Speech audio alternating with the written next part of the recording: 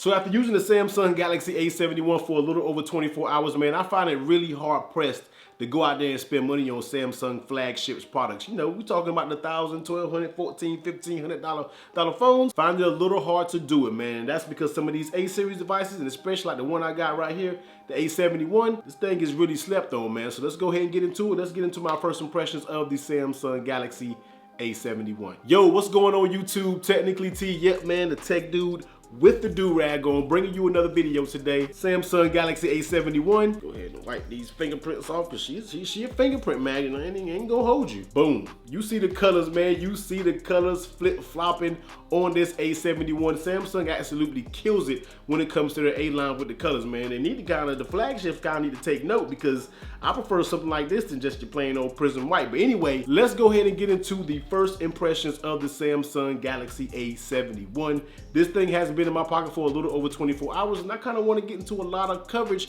because I feel like people need to know about this A71 and basically why I picked this up instead of the Samsung Galaxy S20 that I'm pretty sure a lot of you guys just seen get released during their keynote. Now, real quick, before we get started, man, I want you guys to answer something right now. So when I ask you this, pause this video and go down below. Would you consider getting a mid-range device? And if is there any other mid-range devices that you are curious about, let me know down in the comment section below, man. I'm really looking at the Note 10 Lite and I'm really looking at the S10 Lite. So if anybody has any recommendations on the mid-range game, now you know your boy's a little fresh when it comes to it, but there's one that you want to see in particular, let me know in the comment section down below. Now, quick disclosure, I know some of you are like, why did T just switch it up? Why is he doing this? Did they send him this? No, I actually went and bought this on my own. I just want this year to give you guys a little bit of perspective on something new instead of always buying your flagships. You know, I always review flagships on this channel, but at the same time, I do want to let people know there are other options out there besides going out and spending $1,100, $1,000, $1,300, $1,400, $1,500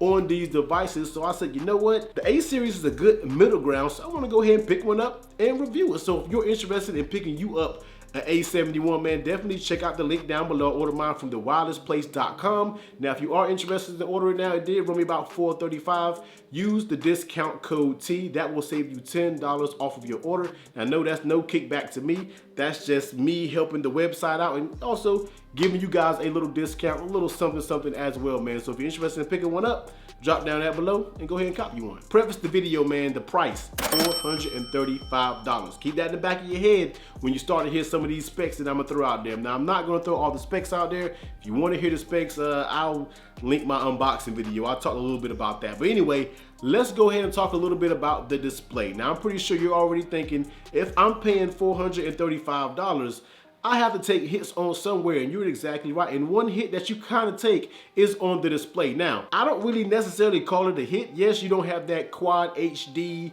super AMOLED, 3840 by, you know, whatever the 4K, 2K dimensions are. You're not working with that, man. You're rocking with a 1080p display. Now, I know some of you are like, it's 2020, we don't need 1080, but I'm here to tell you, this display looks very good. Now, this is someone that's coming from always using flagships down to a mid-range. So I'm kind of a display snob when it comes to displays out there, but this screen really doesn't desire you really, it doesn't leave you wanting for more.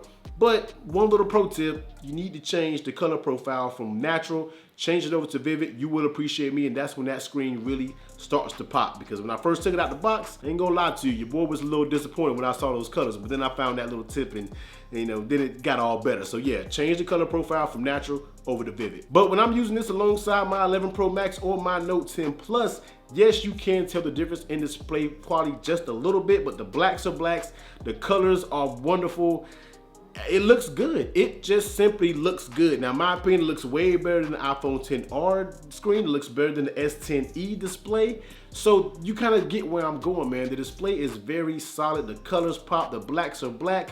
The image and the text are crispy enough for me. So that is something that you could expect when it comes to the A71. No, it's not gonna be your super high-end, super AMOLED, quad HD, super retina, platinum. You know what I'm talking about, man. Overall, the A71 does have a pretty nice display. Now, alongside with that display, let's go ahead and talk about the build quality. That's gonna be another thing that you're gonna take a hit on. No, you don't have all of this glass sandwich that's going on with your super premium flagship devices. No, you don't have any glass, man. You basically has what Samsung call is glastic. Now, to me, it feels all plastic. It doesn't feel anything like anything else besides plastic. So that's what it's gonna feel like when you actually have this in your hand. You're gonna feel like you do have a plastic device. But I'm here to tell you, man, it's kind of refreshing because this device is so light compared to my iPhone 11 Pro Max, compared to the Note 10 Plus. It just feels so light in my hand. And I can really appreciate that, especially for someone who's always gonna have the devices in your hand, in your pockets. The lightness really is gonna take a toll. Now, in my opinion, yes, the plastic is a little bit better in certain circumstances, especially when we're talking about dropping it or doing anything like that. You don't gotta worry about, you know, shattering the glass. So that's when something like plastic takes place. But once again, that's one of the compromises that you get going from a flagship to a mid-range device, just like the A71. So I have to say, with the build quality, even though it is plastic, it still feels good. It doesn't creak, it doesn't do anything like that. So I really can't knock it too bad. The A71, even with its plastic build quality, is a very solid device. All right, now here it is. Here's for all the spec snobs out here. Let's go ahead and talk a little bit about that performance, because no, it does not have the Snapdragon 855. No, it doesn't have the 855 Plus, and no, it doesn't have the A65 that's just coming out. It has the Snapdragon 730. Now hold on. I know you out there like, T, that is an old processor. This thing probably lags all over the place. It probably got Samsung Galaxy S5 lag. I'm actually here to tell you that it's actually pretty good. In my everyday use so far, I'm using it today. Well, by the time you see this video, when I used it yesterday, it breezed past things just fine without any hiccups. Now, I'm gonna be completely honest with you. I did have a few hiccups here and there. When I'm talking about hiccups, I'm talking if I'm scrolling past Twitter real fast, if it has images that need to be loaded, it kind of stutters a quick second, but it's not anything too dramatic. Now, I'm not really gonna say it's 100% completely lag proof. No, I'm not really gonna say that. It does hiccup every now and then, but it's not that type of hiccup where you actually get annoyed with the device. I feel like it doesn't really hiccup that bad, but when it does, you see it, but then it's gone. So overall, the performance is pretty good. Now, I do want to do a separate video talking about the performance, because I do want to talk about gaming on it. Now, even though I don't game on my phone, I know tons of people that game on their phone and they want to know how this games. So we're gonna do the PUBG mobiles, we're gonna do the Call of Duty mobiles, we're gonna do the Asphalt, all those super heavy graphic intensive games. We're gonna test those out, but I can tell you right now, I just loaded up PUBG and I just popped it on real quick before this video, and it actually plays very smooth. I don't really see any drop frames or anything like that, but the performance on it overall is very good for it to be a Snapdragon 730. Do not get scared off by that number just because it's not that flagship, just because it's not that 855, the 865. The 730 works very good in this device. Remember, $435. Let's get down to the last two things, and I'm pretty sure is the most important to everybody, and that's gonna be battery and that camera. Now, first things first, the battery. Now, I've only charged this thing one time since getting it. I got it on Saturday. Out the box, it has 60%. I used it all the way until Sunday night, charged it up to 100%, and then banged it out today at work. When I'm at work, usually on Mondays, I catch up with a lot of people YouTube's videos, and I think right now I'm still at around 34, maybe 40%, and I have over 4 hours of screen on time. So that's telling me one thing, that this A71 is about to have some super solid battery, and that is very impressive because you already know the A71 has that 4,500 milliamp hour battery, and paired with the toned down specs, the Snapdragon 730, the 1080p display, of course you are going to yield some pretty good battery results. Now, that's just my first charge, so you already know, man, the phone has to learn my patterns. I will do another video specifically talking about the battery coming up, but my initial impressions of the battery right now, yo, it's a beast, it's solid. We talking about 40% left, and I have already 4 hours of screen on time. Now, I'm not one of the people who gonna need the battery to go 2 days. As long as the battery lasts from when I wake up in the morning and then when I come home from work, that's all I need to do. When I'm home, I can pop it on the charger for a few minutes. I mean, I got other devices. So as long as my phone gets me through the workday just fine, yo, that's all I can ask, and the A71 does just that. So just stay tuned to the channel, man. I'm doing a separate battery test because I'm pretty sure the battery is actually gonna be a lot better.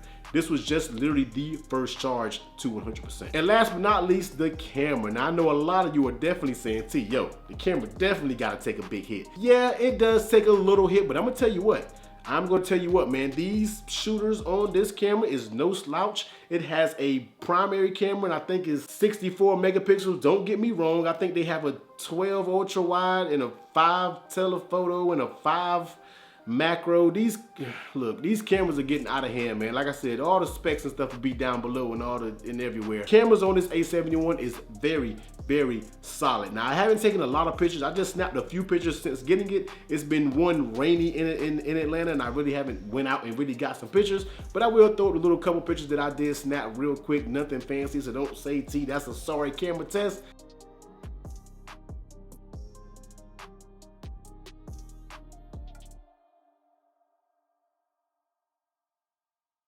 No, we're gonna get into a separate camera test, and I'm probably gonna compare it against the Note 10 Plus, since that's one of the Androids that's on that premium level. Then I really wanna see how much more that you can get for your money. So stay tuned, camera test coming up, and you never know, your boy might pick up an S20, and then I would really like to compare it against that to really show what you are actually getting for your money if you do spend that extra money on the S20. So yeah, overall, man, the A71 so far is a very, very solid device. Now, I'm pretty sure tons of you are like, T, I will never have a mid-range. You would never catch a mid-range in my pocket. I'm always gonna be flagship forever. Now, I understand that, man. Now, a lot of people, for the super techies, this device may not be for you, but this is for some people who out there who don't care about that, man. I had a friend on Facebook the other day said he picked up an A10e and he absolutely loved it. That's the target that this phone is aimed for. If you're a super techie like myself or anybody else that you subscribe to on YouTube, of course you're always gonna be die-hard flagship. I understand that, but these videos are aimed for people who don't want to spend all of that money but still want a very solid device, and I really feel like that's where the A-line falls right into, and I really feel like that's why Samsung is killing it the way they are when it comes to the A-line, man. So stay tuned to the channel. We're going to get into plenty more videos on the A71, most definitely. So stay tuned, hit that sub, hit that like button, and let me know, man, if you rock with your boy. But until next time, later.